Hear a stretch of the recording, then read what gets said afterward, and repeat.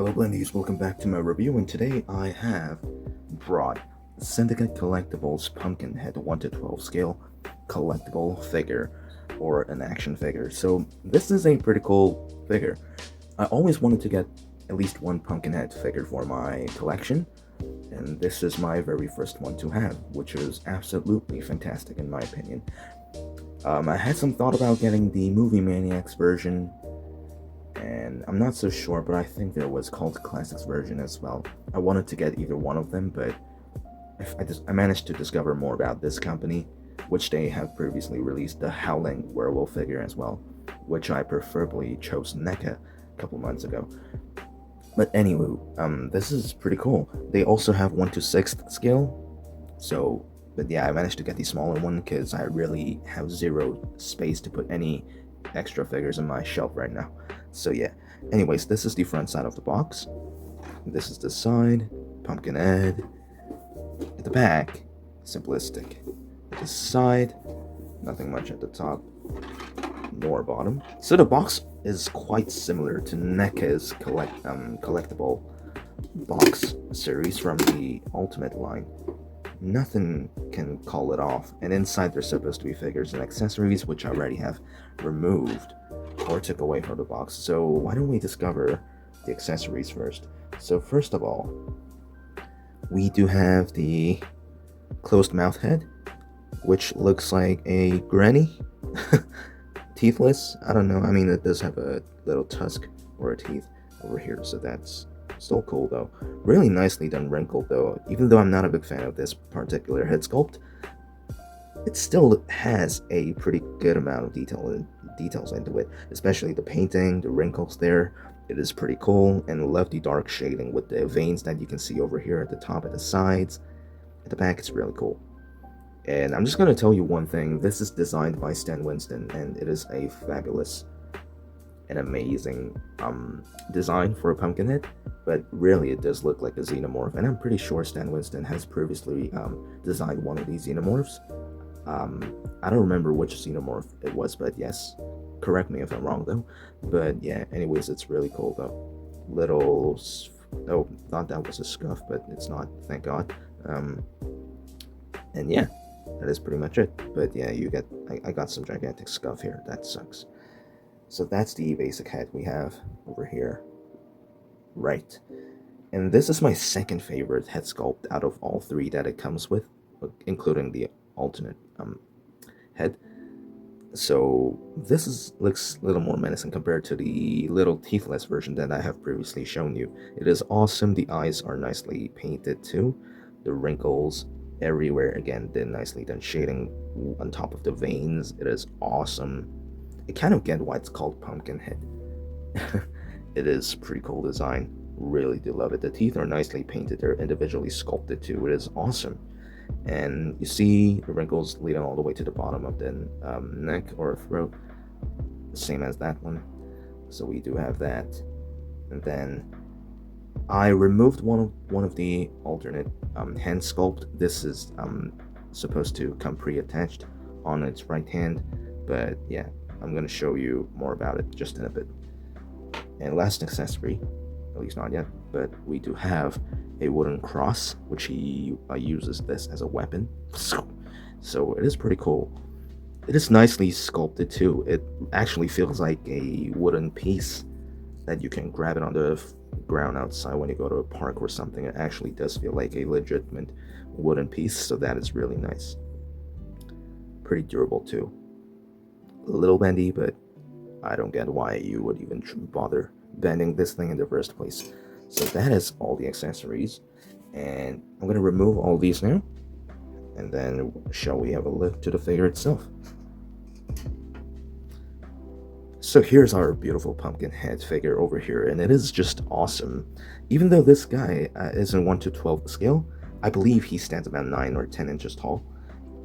He's really tall, and aforementioned, the design itself really reminds me of Xenomorph. Well, in particular, Scorched Xenomorph from Alien Romulus.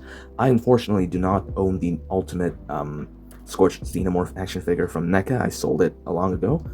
I might have to get it again because I kind of regret selling it. That thing was a masterpiece. Besides the fact that it has extremely hard time standing on its own, you can barely do that. But yeah, I mean, just looking at the shoulder section, if there was these extra four like pipes at the back, it would have looked like something like, I don't know, offspring, a new offspring of Xenomorph or something. But anywho, this is Pumpkinhead, not Xenomorph after all. This is my favorite alternate head that it comes with. You see the tongue, individually sculpted teeth, painted nicely, all the wrinkles you see on the face. It's mostly the same. It's just the difference of the facial expression when it comes to the differentiation between all the three head sculpts. And the shoulder parts over here really does look like, I don't know, a muffin, a popcorn, or chicken, I don't know. But it looks quite nice. Really nice. And I didn't know this guy had a nips, but that's good to know.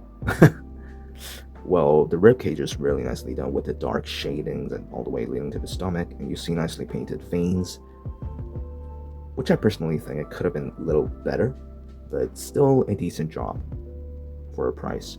And yeah, really gigantically, that's not even a word, but really giantly exposed joints over here, which I don't really mind. It's a action figure after all. You see these veins, it is disgusting, right?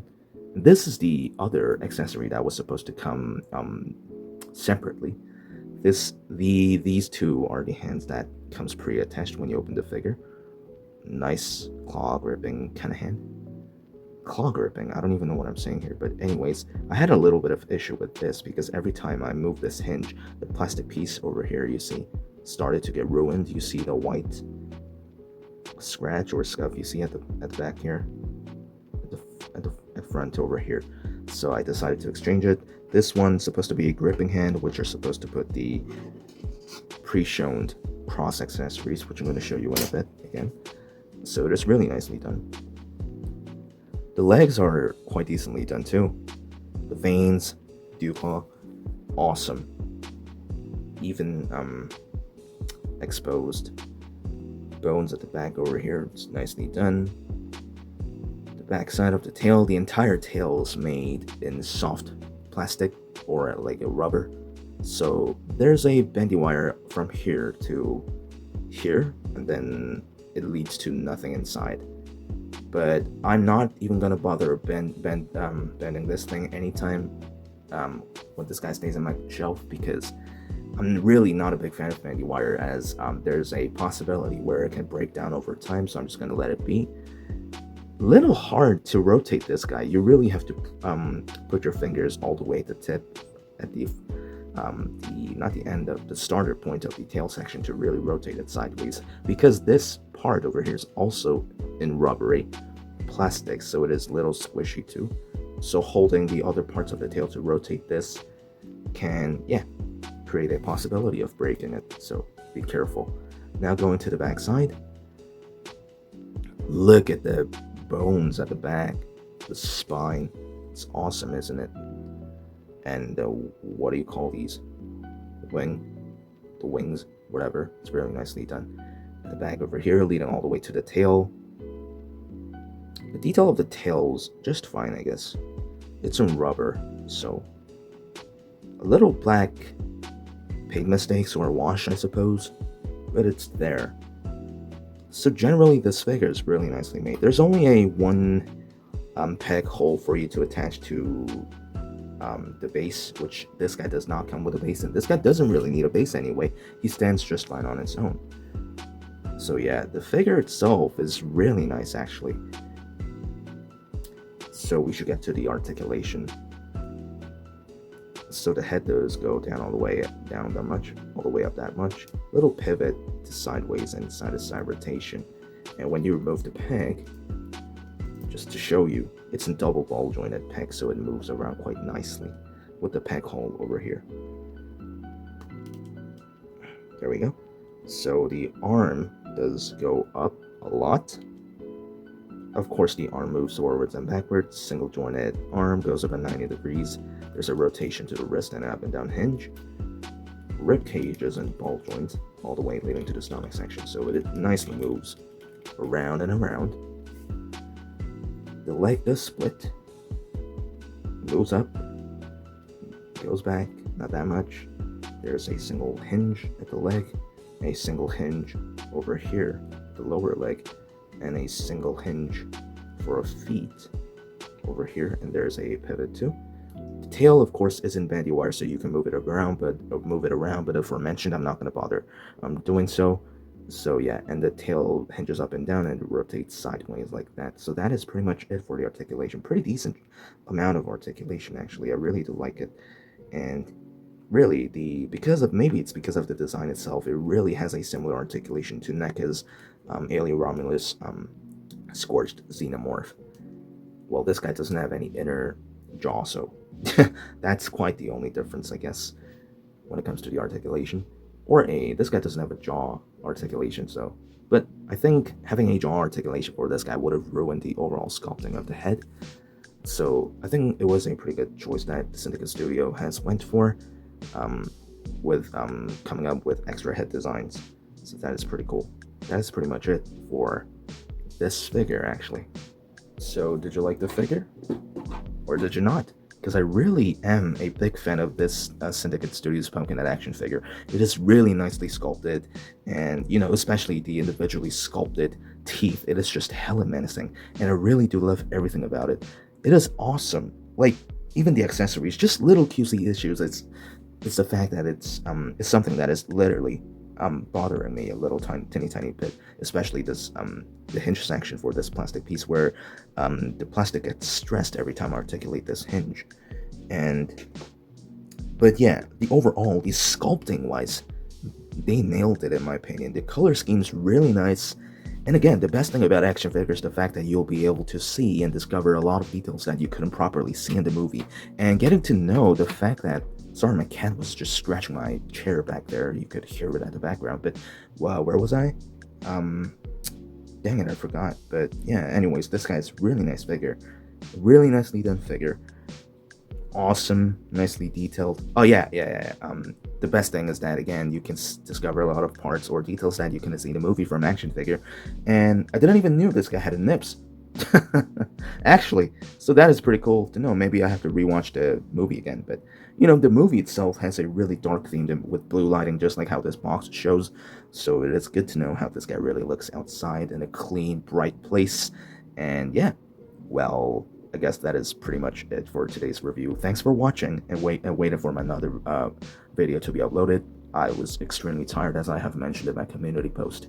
I've been working for days and hours and hours and days, and my body was really seriously asking me or telling me to get some rest. And my voice might not sound as energetic as how I was before. Well, there goes my cat again, meowing at the back. Well, yes, I helped her to get out of my room because she wanted to. But anyways, coming back to the video, thanks for watching, and yeah, I'll see you in the next video. Stay tuned.